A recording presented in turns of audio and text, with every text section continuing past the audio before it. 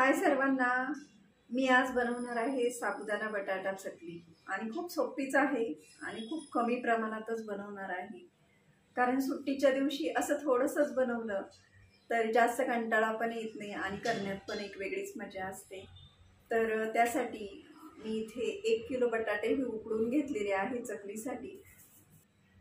आणि या पातेल्यामध्ये मी रात्रीच अर्धा किलो साबुदाणा हा भिजत टाकला होता.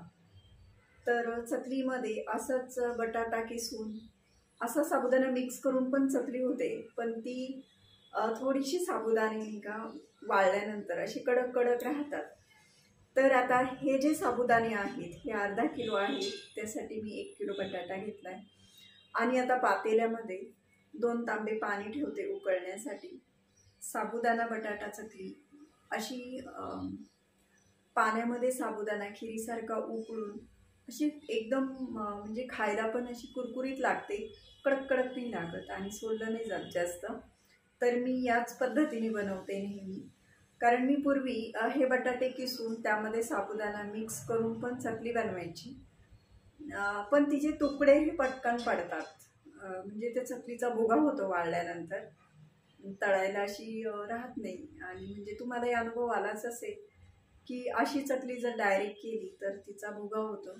आणि ही जी चकली आहे साबुदाणा पाण्यामध्ये उकळून त्यामध्ये बटाटा मिक्स करून जी चकली बनवतो तर तिचे तुकडे पडत नाही आणि खूप छान लागते, अशी फुलते कुरडईसारखी. सोपीच आहे, तुम्हाला दाखवते. 2 तांबे पाणी ठेवते. तर या पातेल्यामध्ये मी आता 2 तांबे पाणी टाकले. त्या पाण्याला उकळी आली की हा साबुदाणा मी त्यामध्ये टाकते. तर इथे पाणी माझं उकळतंय आणि या मिक्सरच्या भांड्यामध्ये मी एवढ्या हिरव्या मिरच्या ज्या आहेत चकलीसाठी त्या आता बारीक करून घेते. त्यामध्ये मी हे एवढं वरगळभर तेल टाकून देते. 2 चमचे मीठ टाकते. ही जी हिरवी मिरची आहे मिक्सरला बारीक केली ही पण या पाण्यामध्ये मी टाकून देते. हा जो साबुदाणा आहे हा सर्व असा मोकळा करून घेतला. इथे पाण्याला छान अशी उकळी आलेली आहे. तर या पाण्यामध्ये मी आता साबुदाणा थोडा थोडा टाकून देते, असा हळूहळू. हा साबुदाणा असा टाकून दिला याच्यामध्ये. आणि इथं मी 1 किलो बटाटे जे उकडून घेतले होते ते पण किसून घेतलेले आहे. हा साबुदाणा जो आहे हा उकळीच्या पाण्यामध्ये मस्तपैकी शिजतोय. हा साबुदाणा असा मस्तपैकी शिजलेला आहे आणि तो खाली डागू नये म्हणून मधून मधून सारखं असं हलवत राहायचं याला.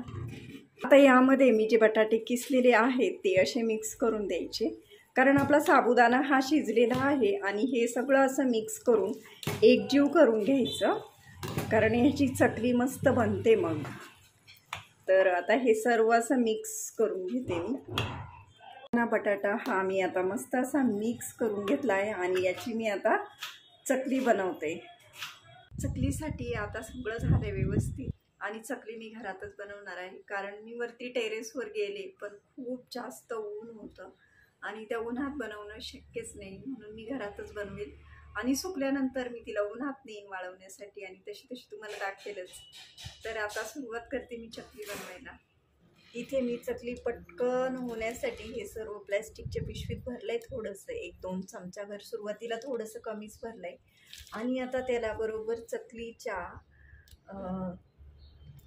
आपली चकलीची जी रुंदी असते त्या पद्धतीने असं कापून घेते थोडंसं आणि आता याची चकली बनवते.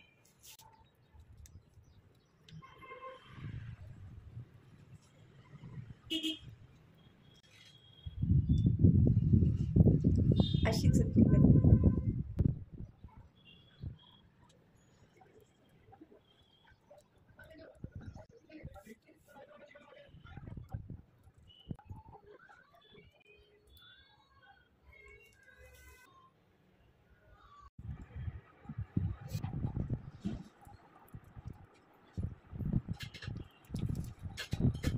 अशा पद्धतीने मी आज बनवली साबुदाणा बटाटा चकली. आणि चकली ही मी कागदाच्या पिशवीत टाकूनच बनवली, कारण ऐनवेळी माझा सोऱ्या जो आहे तो मला सापडेनाच. मग मी पिशवीत टाकून चकली केली आणि व्यवस्थित जमली पण. 4:30-5 वाजता ही चकली सुकल्यानंतर मी हिला उन्हामध्ये नेणार आहे, मग ती चांगली सुकेल. तोपर्यंत आता फॅनच्या हवेखाली आणि दरवाजे खिडक्या उघड्याच ठेवल्यात मी, तर मस्तपैकी ती सुकणार आहे. आत्ताच बऱ्यापैकी सुकली आहे. मी तुम्हाला थोडासा बॅक कॅमेरा करून ती जवळून दाखवते. तर हे पहा, ही प्लॅस्टिकच्या कागदात भरून केलेली चकली आहे आणि ही सुकल्यानंतर अशी साईजने छोटीच होणार आहे. सध्या ती साईजने मोठी दिसते, पण सुकल्यानंतर छान अशी छोटीच दिसेल.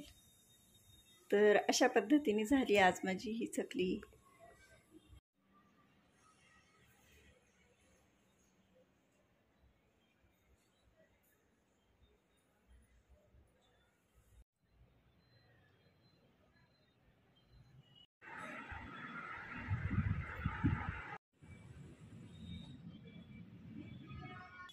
तर माझी व्हिडिओ आवडली तर लाईक आणि सबस्क्राईब करा.